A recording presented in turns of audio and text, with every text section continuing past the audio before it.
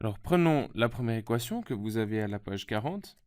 Alors, je vais prendre cette équation et on va faire la résolution un peu à côté, où il y a plus de place. Et je vais commencer par procéder exactement comme vous faisiez au CO. Donc, vous tiriez un trait pour noter les opérations que vous effectuez sur les deux membres.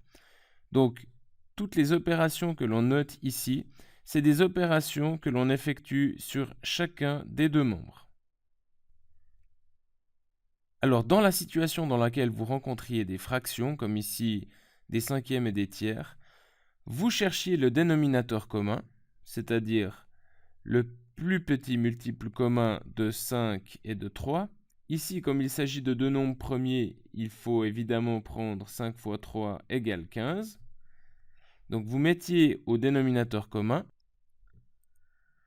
ce qui nous donnait alors en 15e, ici j'ai amplifié la fraction par 3, donc 12 quinzièmes de x, plus ici j'ai amplifié par 5, donc 5 quinzièmes, égale, et ici on doit mettre sur 15, donc on multiplie par 15 tout le membre de droite, ce qui nous donnait en fait 12 quinzièmes de x, plus 5 quinzièmes égale 30x moins 45 sur 15.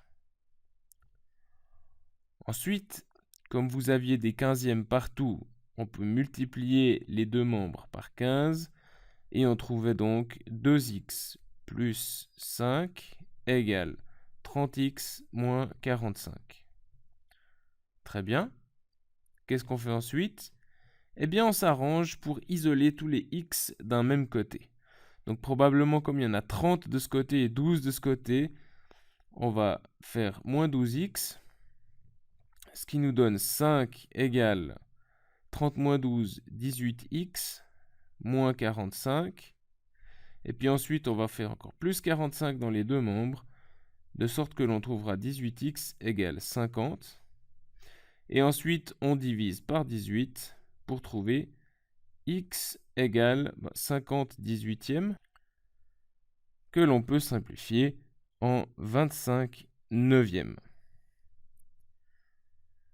Bon, ça c'est la méthode CO, ça marche assez bien. Maintenant, je vais vous montrer exactement la même équation avec une autre façon de procéder.